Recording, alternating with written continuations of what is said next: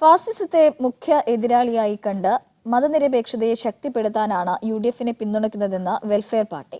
മലപ്പുറത്ത് സംഘടിപ്പിച്ച പാർലമെന്റ് മണ്ഡലം കൺവെൻഷൻ സംസ്ഥാന പ്രസിഡന്റ് ഹമീദ് വാണിയമ്പലം ഉദ്ഘാടനം ചെയ്തു. വിവിധ യുഡിഎഫ് നേതാക്കളും പരിപാടിയിൽ പങ്കെടുത്തു. സംഘപരിവാറിനെ പുറത്താക്കാൻ യുഡിഎഫ് സ്ഥാനാർത്ഥികളെ വിജയിപ്പിക്കുക എന്നതാണ് വെൽഫെയർ പാർട്ടിയുടെ ഈ ലോക്സഭാ തെരഞ്ഞെടുപ്പിലെ പ്രഖ്യാപിത നയം. മലപ്പുറം മണ്ഡലം യുഡിഎഫ് സ്ഥാനാർത്ഥി PK കുഞ്ഞാലിക്കുട്ടിയെ വിജയിപ്പിക്കണമെന്നാവശ്യപ്പെട്ട് വെൽഫെയർ പാർട്ടി മലപ്പുറത്ത് സംഘടിപ്പിച്ച പൊതുസമ്മേളനം സംസ്ഥാന പ്രസിഡന്റ് ഹമീദ് വാണിയമ്പലം ഉദ്ഘാടനം ചെയ്തു.